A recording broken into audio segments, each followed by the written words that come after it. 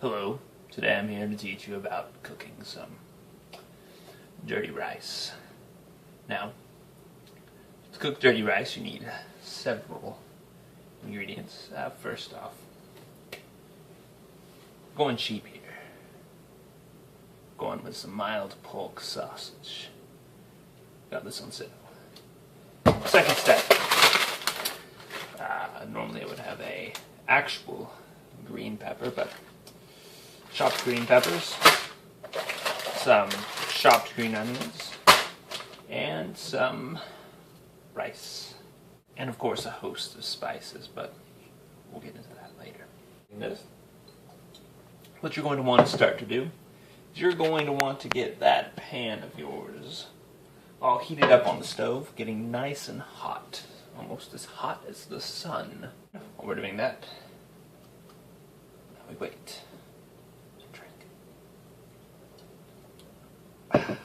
Now, dirty rice really isn't a complicated recipe per se. It's actually quite simple. Throw some stuff into a skillet, almost burn it. Most of the time not. Throw in some rice later, and you have a dish. Now, like many graduate students, I really don't have that much time to, prepare fine ingredients, so I've elected to go with some less fine ingredients. Now, I'd recommend cheaper. Mainly because you don't really have to worry about them going bad very often. Like my frozen chopped veggies. You can keep them in the fridge. They stay cool. You stay cheap. Now, what we're going to do is attempt to open this pork. I prefer to do so with a not very sharp knife and simply grab it, stab it, cut it. Now you don't have to be this graphic about your getting into your pork sausage, and of course you can always be a lot more graceful about it, but look at this wonderful pork. Just going to pull it out of the packaging. Pull it out of the packaging. And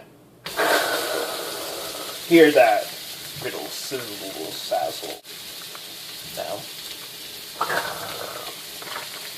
get as much of it out of there. Now, you can easily find this sort of stuff next to your breakfast sausage, because, well, this is breakfast sausage.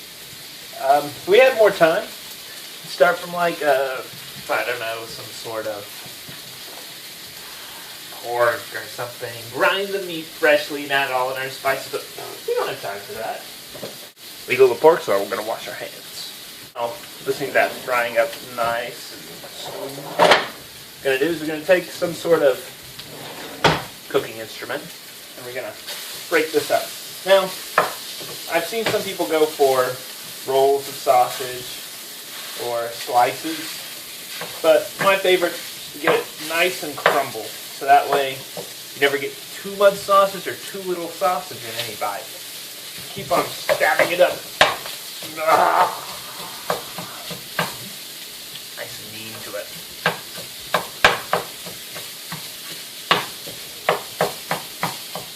Now you can also cut it beforehand, but that's just not the way we do things here. Now, we're going to start letting this cook down a little bit, but one more thing we need to add into this step. What I like to call jar of garlic. You never really have time, it seems, to cook up garlic nice and fresh, but little jars they sell. What you're going to want to look for is one that is a little bit of in oil, not in water. It stops some of the splattering issues you'd have. That's how you normally do it. Here we've built up the little bit of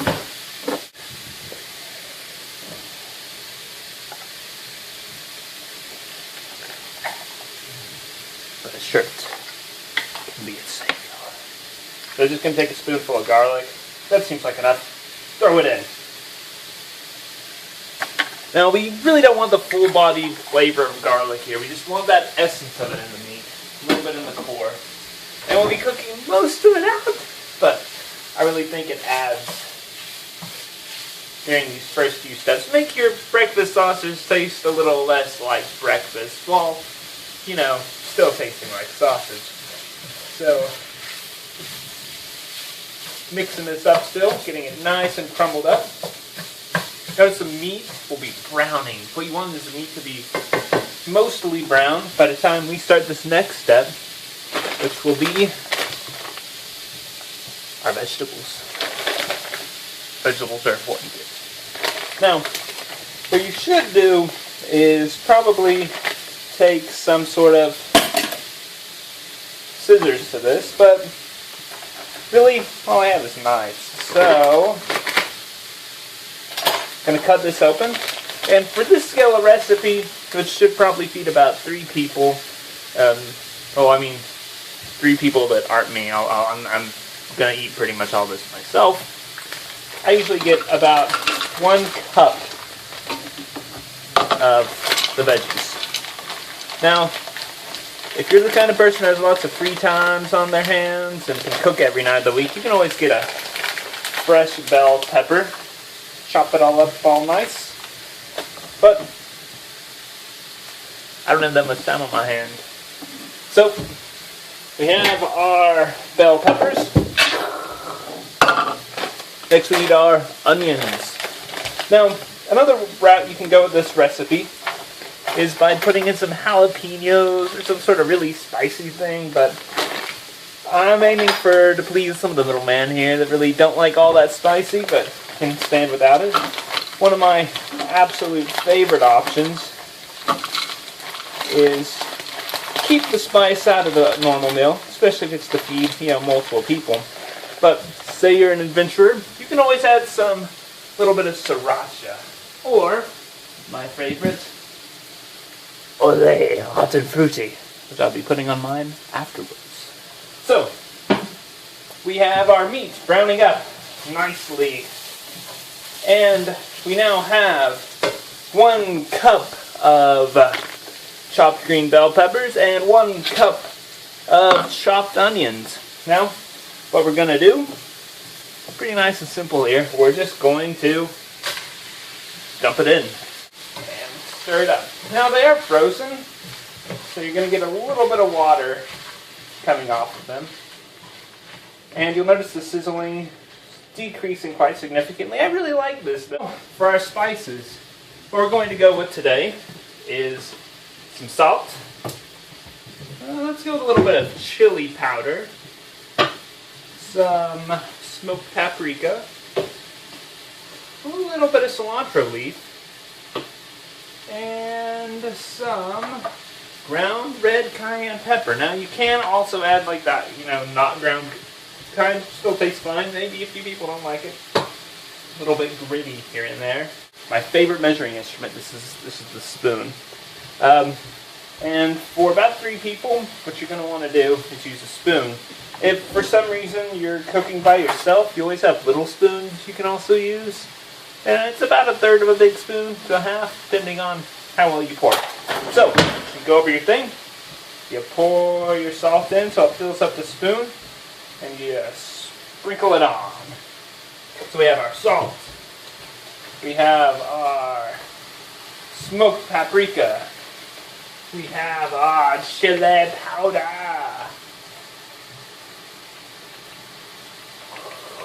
And we have our ground cayenne red pepper. Now, if you really don't like spicy, I'd recommend avoiding this. The chili and paprika, they're okay in my book, but ground cayenne red pepper, that stuff has a sting to it. And I feel like our meal's getting a little bit left out. Not really having too great of a time, so we're just going to give it a little bit of beer to cheer it up. You're going to notice probably, especially if you used frozen, there's a little bit of water forming in the bottom. We don't want that water. Water's bad. So we're going to let it cook uncovered. Meanwhile, you're thinking to yourself, this dude's forgot the rice. And I'd be thinking, yes, but like you, I'm doing things that aren't too complicated.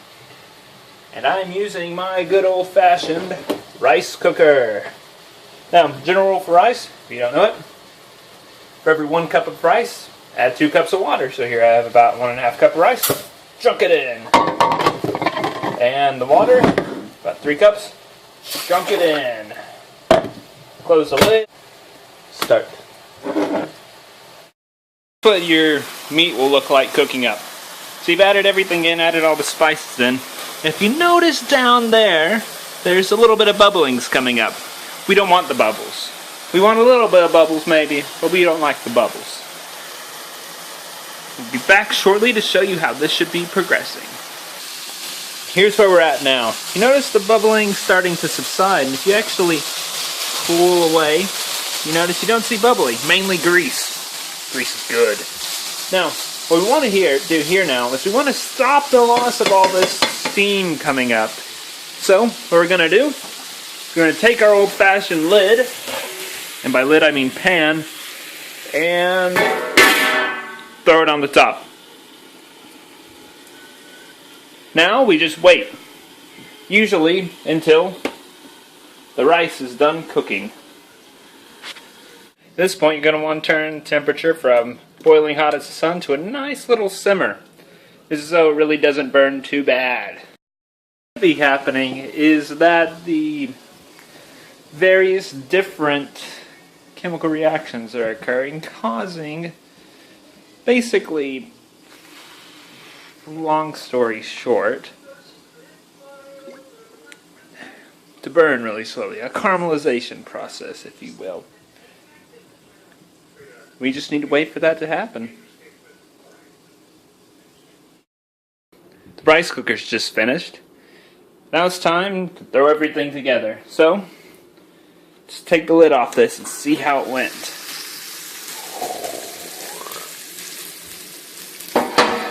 Remember, be careful. Have something to hold the hot lid with. And look, see how this nice black chard on here? Don't worry about it. You did burn it, but you burn it in a good way. Breathe it in deep.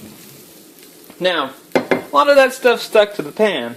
How are we going to remove it? I mean, we could clean it, or we could use rice, which by now is steaming, so this has a pretty decent water content. And then we're going to start ladling our rice into the container. Be careful, the rice is hot. Steam is coming off of it, if you can't tell. Be careful not to touch any of the metal parts, because you don't really want to burn yourself. Normally I'd be doing this with 2 hands, but I'm providing this for you today. And a side note, if you're a person who really doesn't like as much meat in their rice or wants more meat in their rice, you can always change that up. Also, you can use it to artificially extend the meal, which is my favorite thing to do. Say someone's like, oh look, I brought a friend over. You're like, I didn't bring enough meat. So what you do, you just put in more rice. Nobody knows. So, rice is in. Now we're going to start stirring it up. You want to make sure some of that rice gets along the bottom. Pull up a lot of that charred stuff on the bottom. You're going to keep on doing that. Nice and slowly. Let the moisture from the rice do a lot of the work for you. Don't try to scrape it along the bottom. Rice will do a pretty good job. It's like a sponge. Keep on slowly pulling it along. Another option for the rice, if you're one of those kinds of people who like options, you can simply take a little bit of cilantro, put it in the rice, give it a little bit more color if you want to. Also adds a tiny bit of flavor. Lemon juice goes a long way. And personally, I think this dish really prefers tequila. But really, tequila is bad for pants, and this dish really needs pants. So, I'm going to keep on stirring it up here. It's a little bit difficult with one hand, letting it soak up all that nice. So there you have it. What I like to do, a little bit of class. is to take your cilantro leaves and sprinkle them over. Now cilantro is pretty cheap, and if you have the time, you can stop by somewhere and just pick up a little bundle of it and cut it up. There you go. And now all that's left to do is put it on a plate. So we have our plate.